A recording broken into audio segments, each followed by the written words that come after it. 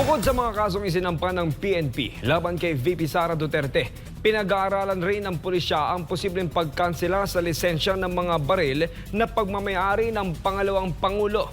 Kaugnay pa rin ito sa mga nakaalarma umanong pahayag ni VP Sara laban kay Bongbong Marcos Jr., asawang si Liza Marcos at si Martin Romualdez. Si Paul Montibon, sorry Paul!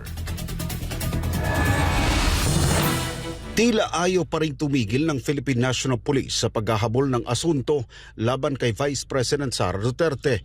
Sa pulong balitaan sa Campo Crame, kinumpirma ni PNP spokesperson Police Brigadier General Jean Fajardo na sinisilip na rin ngayon ng PNP ang mga pagmamayaring baril ng Vice Presidente kung may kaukulang dokumento ang mga ito gaya ng lisensya at rehistro. Posible kasing matanggalan ng lisensya ng baril at ang karapatan na magmay-ari si Vice President Sara depende pa nila sa kalalabasan ng ginagawang investigasyon sa mga isinampang kaso ng PNP-CIDG laban sa pangalawang Pangulo. Matatanda ang naghabla na ng mga kaso ang PNP laban kay VP Inday Sara dahil sa insidenteng nangyari nitong nakaraang Sabado kung saan sinaktan raw ang ilang tauhan ni Marbil sa paglilipat noon sa Chief of Staff ni VP Sara na si Attorney Zulaika Lopez. Isa lamang ito sa mga dahilan ng maanghang na pahayag ni VP Sara laban sa mga taong pinaghihinalaan nitong nasa likod ng kanyang political persecution.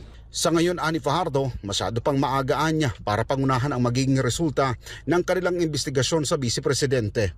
Para naman sa dating Chief Presidential Legal Counsel na si Attorney Salvador Panelo, hindi na bagoan niya ang mga ganitong klaseng taktika para lang masira ang pangalan at reputasyon ni VP Sara. Ang ending anya, politika pa rin ang dahilan ng lahat ng ito.